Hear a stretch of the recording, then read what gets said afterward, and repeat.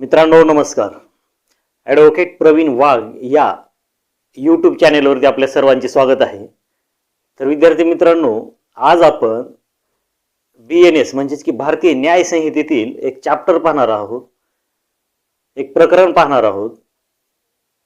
की सदरचे प्रकरण म्हणजेच की सदरचा चॅप्टर हा लोकसेवकाशी संबंधित आहे, सरकारी नोकरदारांशी संबंधित आहे. तर मित्रांनो, BNS म्हणजेच की भारतीय न्याय संहितेमधील सदर चॅप्टर मधील ऑफेन्सेस आहेत ते पब्लिक सर्वंटशी संबंधित आहेत, सरकारी नोकरदाराशी संबंधित आहेत. तर त्यामधीलच आपण तो चॅप्टर पाहूयात, ज्या चॅप्टर मध्ये सांगितलेले आहे की offences by or relating to the public servants, म्हणजेच लोकसेवक, सरकारी नोकरदार यांच्याशी संबंधित गुन्हे हे यामध्ये सांगितलेले आहेत. तर यामध्ये लोकसेवकाविरुद्धचा गुन्हा तसेच लोकसेवकाने केलेला गुन्हा हे दोन्ही पण प्रकार याच्यामध्ये सांगितलेले आहेत. तर मित्रांनो, या चॅप्टर मधील कलम 198 आहे ते म्हणजे की public servant disobeying law with intent to cause injury to any person.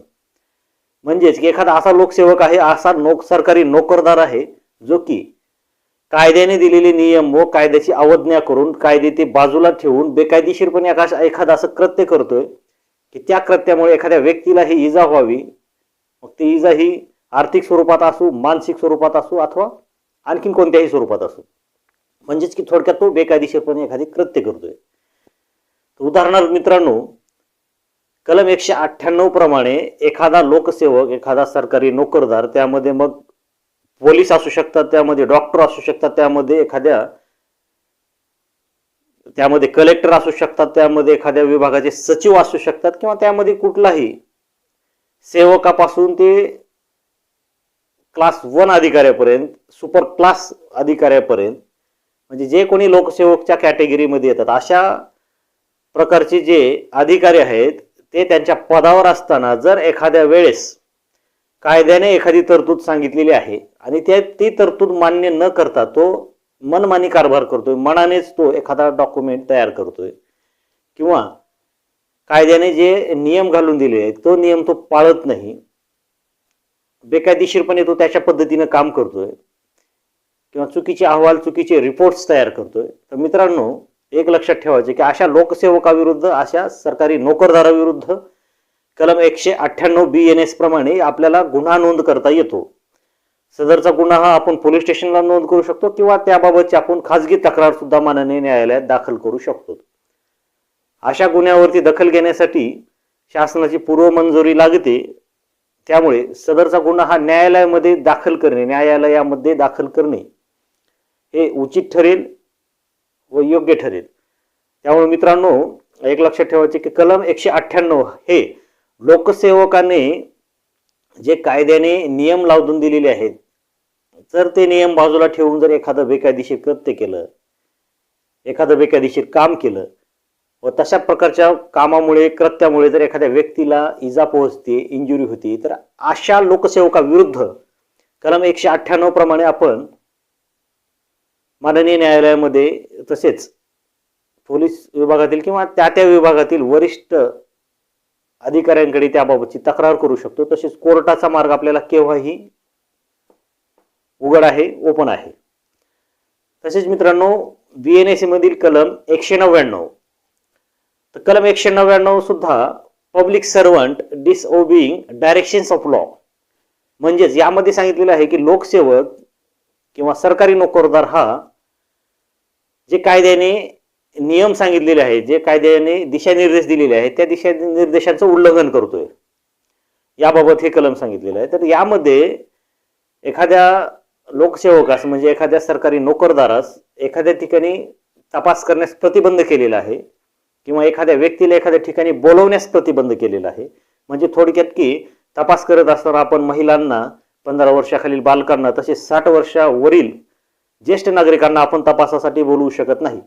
परंतु असे नियम लावलेले असताना सुद्धा जर अशा प्रकारचा अधिकारी जर एखाद्या महिलेला, एखाद्या लहान मुलाला किंवा एखाद्या वरिष्ठ व्यक्तीला, ज्येष्ठ नागरिकाला एखाद्या ठिकाणी येण्यासाठी कंपेल करतोय, त्याला चिथावणी देतोय, किंवा कायद्यातील नियम बाजूला ठेवून मनमानीप्रमाणे तो कारभार करतोय, तर अशा वेळेस कलम 199 प्रमाणे सदरच्या लोकसेवकाविरुद्ध गुन्हा नोंद करता येतो.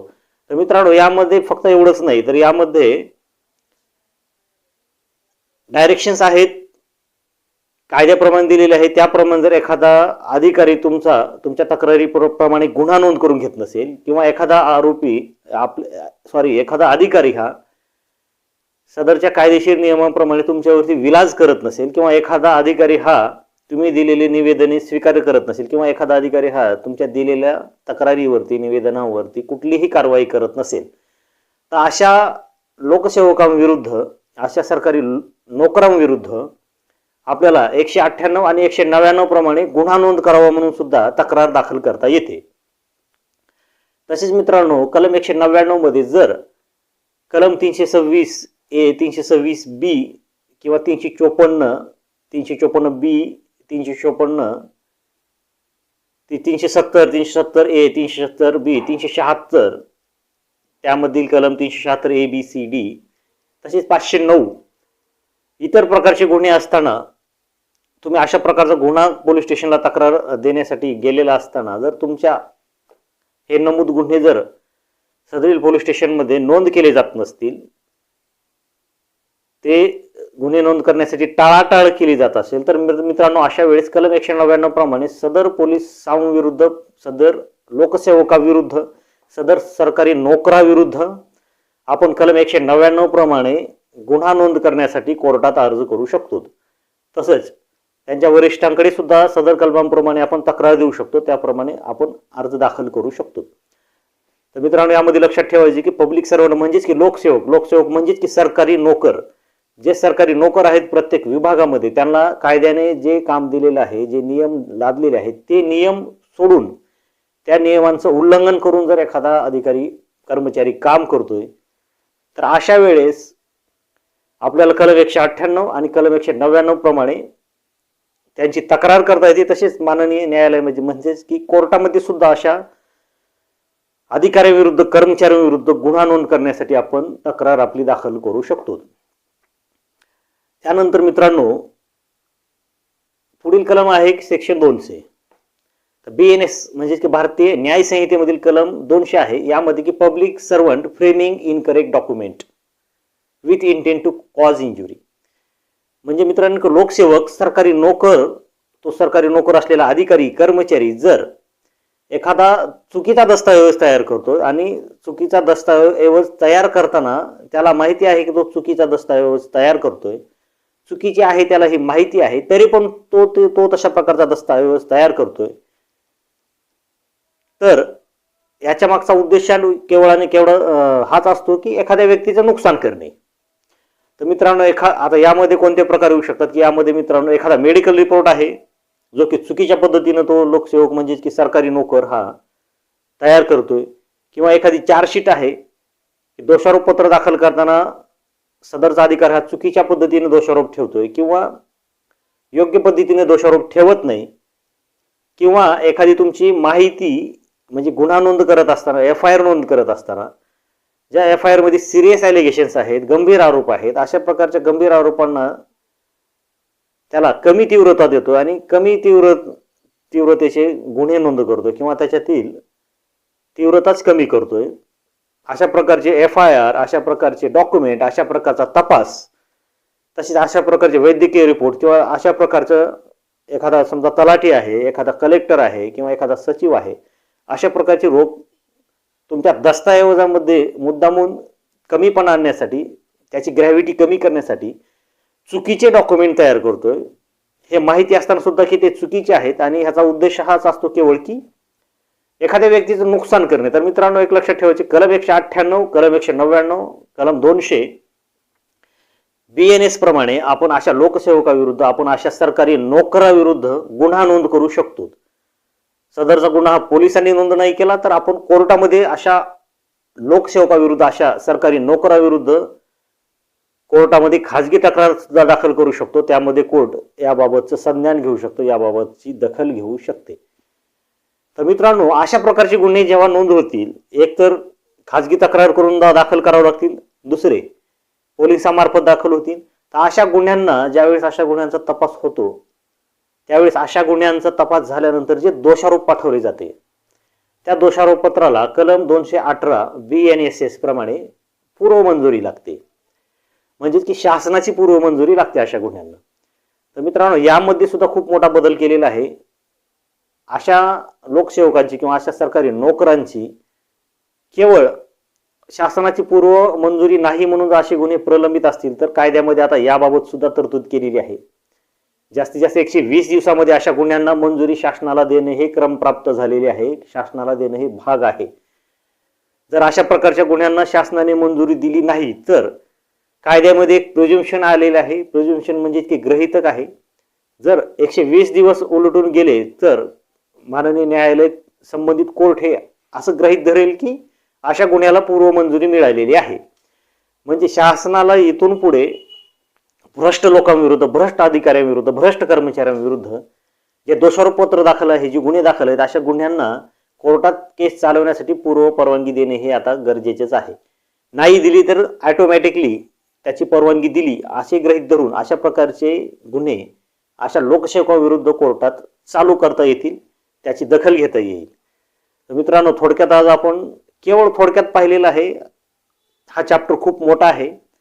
यामध्ये कलम 198, कलम 199, कलम 200 BNS प्रमाणे लोकसेवक म्हणजेच की सरकारी नोकर, असा सरकारी नोकर लोकसेवक जर चुकीचे काम करत असेल, कायद्याने दिलेले नियम पाळत नसेल, चुकीचे डॉक्युमेंट तयार करत असेल किंवा कायद्याने जे डायरेक्शन, दिशानिर्देश दिलेले आहेत तो पाळत नसेल तर अशा लोकसेवकांविरुद्ध, अशा सरकारी नोकराविरुद्ध कलम 198, कलम 199, कलम 200 BNS प्रमाणे आपण गुन्हा नोंद करू शकतो.